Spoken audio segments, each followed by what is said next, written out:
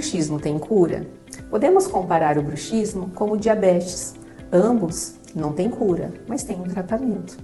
Um paciente diabético será sempre diabético, assim como um paciente bruxista será sempre bruxista.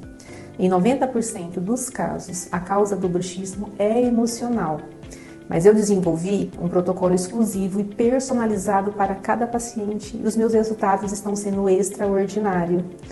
Dá uma olhadinha no meu Instagram, o depoimento de vários pacientes relatando essa melhora e uma melhora de qualidade de vida, que é o que eu mais procuro fornecer para meus pacientes.